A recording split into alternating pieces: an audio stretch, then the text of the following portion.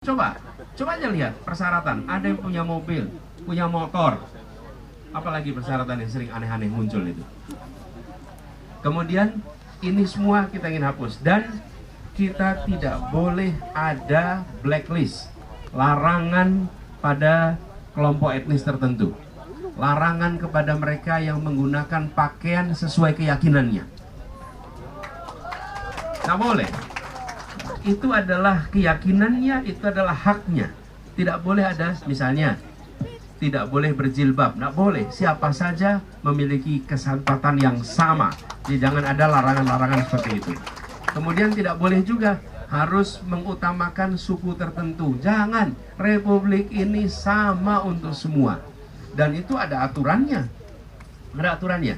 Undang-Undang Ketenagakerjaan mengatakan bahwa setiap tenaga kerja di atas usia 18 tahun maka berhak mendapatkan pekerjaan tanpa diskriminasi, dan itu yang akan kita terapkan, termasuk diskriminasi berdasarkan umur, berdasarkan kemakmuran, itu kan syarat-syarat punya motor, punya mobil, punya laptop, kemudian berdasarkan keyakinan, berdasarkan suku. Insya Allah Indonesia menjadi negeri yang setara dengan begitu. Itu satu tuh, rekrutmen. Yang kedua, ketika udah kerja, ketika udah kerja, kami ingin Indonesia mendasarkan pada meritokrasi. Apa meritokrasi itu artinya? Artinya prestasi menentukan promosi. Prestasi yang berprestasi yang dapat promosi, yang dinaikkan jabatannya, posisinya. Jangan promosi berdasarkan koneksi. Betul nggak?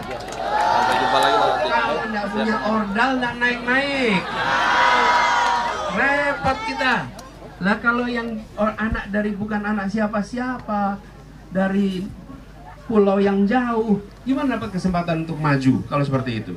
Jadi kami akan revisi aturan-aturan yang menghambat meritokrasi. Dan kita akan siapkan hotline laporan kalau ada tindakan-tindakan yang tidak meritokratik. Jadi dengan begitu, maka kita berharap meritokrasi ini kembali menjadi bagian dari Indonesia. Utamanya di mana? Satu, di pemerintahan. Dua, di TNI, polisi. Yang ketiga, di BUMN. Itu adalah yang ada dalam kendali pemerintah. Jangan sampai di BUMN tidak ada meritokrasi, tapi koneksi. Dan TNI begitu, TNI, polisi. Oh, mereka punya sistem meritokrasi yang luar biasa. Penilaian dari sejak mereka di akademi. Jangan sampai sistem yang sudah baik itu dirusak oleh koneksi-koneksi. Justru harus dikembalikan kepada meritokrasi, sehingga kita akan menyaksikan institusi TNI yang solid, yang kuat. Kenapa? Karena mereka yang memimpin adalah mereka yang terbaik di antara sebayanya. Kira-kira gitu. Boleh satu lagi? Boleh. Aman, Pak. Beasiswa tidak boleh berdasarkan koneksi, tapi berdasarkan prestasi. Dan ini salah satu penyebab kesulitan untuk bisa naik kelas. Kesempatan beasiswanya ada, tapi yang bisa mengambil adalah mereka yang punya koneksi. Dan ada diskriminasi tanpa disadari. Seperti contoh, Anda diterima kepada proses beasiswa, lulus. Tapi sesudah Anda lulus, Anda harus mengambil tes A, B, C, D, E. Yang tes-tes itu harganya mahal. Jadi, seperti LPDP misalnya. Sesudah diterima LPDP, nanti mungkin harus tes TOEFL, tes IELTS, tes GRE, tes macam-macam itu. Tes-tes itu murah atau mahal? Mahal. Kursusnya murah atau mahal? Mahal. Nanti bila kami bertugas, itu semua menjadi bagian dari yang tanggung jawab negara, supaya anak-anak bisa ikut dalam proses seleksi itu. Saya adalah penerima beasiswa masa itu, dan saya diuntungkan sekali karena mereka menerapkan sistem ambil tanggung jawab semuanya. Dan ini Bapak sekalian bukan cuma rencana ke depan. Saat saya bertugas sebagai rektor, kami menyiapkan beasiswa, dan saya selalu sampaikan, kalau beri beasiswa itu jangan separuh-separuh. Kalau beasiswa separuh-separuh itu namanya apa? Meratakan penderitaan. Kalau mau bantu 100%. Sehingga anak itu bisa konsentrasi belajar. ketika kami bertugas sebagai rektor, kami berikan beasiswa. Beasiswa itu membiayai 100% selama 4 tahun kuliah. Sehingga begitu anak diterima, dia tenang. Sampai di ujung dia konsentrasi. Syaratnya Anda harus berprestasi. Nilai Anda harus baik. Kinerja Anda harus baik. Urusan biaya, tanggung jawab kami. Dengan cara seperti itu, maka beasiswanya menghasilkan anak-anak yang potensinya berkembang. Terima kasih, Bu Rida. Baik, terima kasih Pak Anies. Kalau Bang Anies bicara ini memang manis betul. Anjut ketemu semua. Iya Pak, dari tadi kan abang yang Katon dengar abang saja kalau bahasa orang Ambon. Kita dari tadi cuma dengerin abang, Bang. Kali ini abang harus mendengarkan setiap pertanyaan dari teman-teman yang hadir di sini. Kita akan masuk ke segmen ketiga, yaitu Tanyain Anies.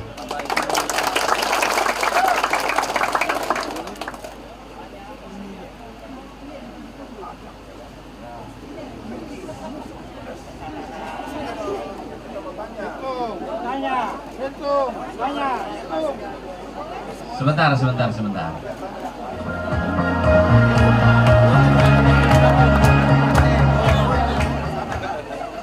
Agak terlambat memang. Ya, dari semua sudut nanti saya beri kesempatan. Dari hitungan 1 ke 3 ya. Yang paling antusias saya kasih kesempatan pertama dari sebelah sini. 1, kasih turun dulu tangan. 1.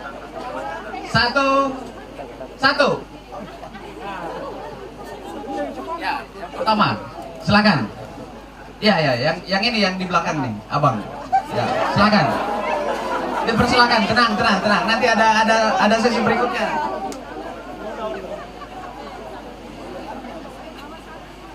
Ayo.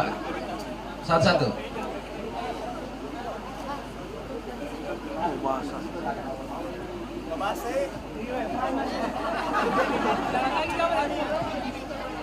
Sebentar, ini dipindahin dulu nih.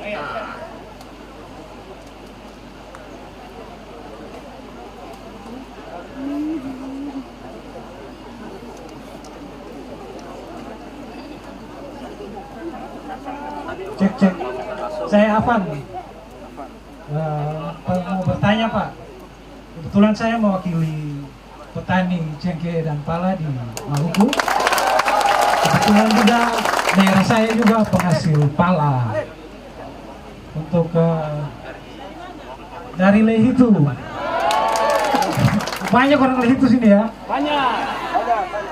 Jadi langsung saja Pak Anies, terkait harga pala dan cengkeh ini yang memang belum bisa memberikan kesejahteraan full buat petani pala dan petani cengkeh dan seluruh petani komoditas lokal di Maluku. Jadi bagaimana formula Bapak untuk mengembalikan kejayaan petani pala dan petani cengkeh untuk kembali sejahtera pada zaman lalu dan harus kembali sejahtera di zaman sekarang. Bung Afan, kalau boleh Bung Afan ceritakan apa yang terjadi dan apa yang harus diubah.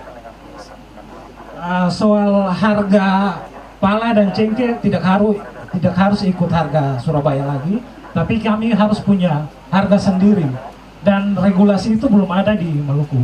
Jadi bisa Pak Anies nanti ke depan membantu soal itu.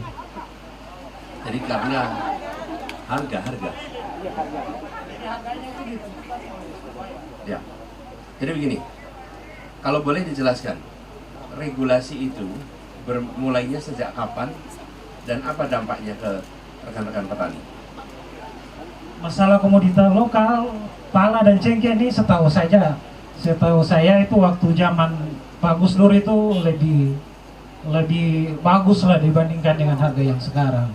Soalnya cengkeh pada waktu itu harganya lebih tinggi daripada harga yang sekarang. Oke, prinsipnya begini, prinsipnya dalam menyusun kebijakan ada aspek teknis. Itu bisa disusun oleh Kementerian Perdagangan, Kementerian Perindustrian, kemudian juga di sini ada kantor-kantor Kanwil yang nanti akan mereka menerapkan. Tapi filosofinya, nilainya, pegangannya harus ada. Jadi kami akan mengambil prinsip, dan itu kami terapkan di banyak sektor, bahwa kebijakan tata niaga harus membuat yang kecil tumbuh berkembang. Jangan yang kecil mati. Tata niaganya harus begitu. Tata niaga tidak boleh memusuhi yang besar, tapi jangan yang kecil dihambat untuk tumbuh dan berkembang. Dengan prinsip itu dibuat regulasi yang sesuai. Jadi buat teman-teman petani cengkeh, terutama yang ukurannya mikro kecil, biasanya yang paling terdampak dalam kebijakan itu. Nah, kami akan siapkan kebijakan untuk membuat agar ada kesetaraan, termasuk dalam kebijakan harga. Jadi aspek teknisnya nanti akan disusun, tapi prinsipnya tidak boleh ada kebijakan yang membuat yang kecil terus makin kecil. Yang kecil harus bisa berkembang. Bahkan kami ingin dorong lebih jauh. Kami ingin lebih banyak mempromosikan tentang Indonesia dan jalur rempah. Karena inilah kekuatan sejarah yang luar biasa di kita. Dan ke depan juga begitu. Jadi komoditas-komoditas ini adalah komoditas yang harus diprioritaskan untuk perbaikan tata niaganya. Ya, kami jadikan masukan untuk disusun kebijakannya. Terima kasih, Pak Afan. Baik, silakan Pak Afan, silakan kembali ke tempatnya. Berikutnya, berikutnya dari sebelah sini ya, kita cari anak-anak muda dulu. Tadi kalau laki-laki, ini kita persilakan kepada perempuan. Yang ini nih, silakan. Caca Karudung Biru. Kita utamakan yang muda-muda dulu, Pak. Sebentar. Silakan, 1 menit ya. Silakan.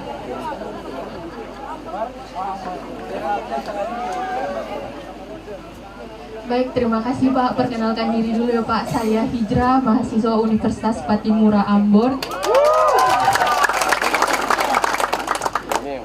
Insya Allah jika pemilu nanti tidak dicurangi, Bapak terpilih sebagai Presiden Republik Indonesia.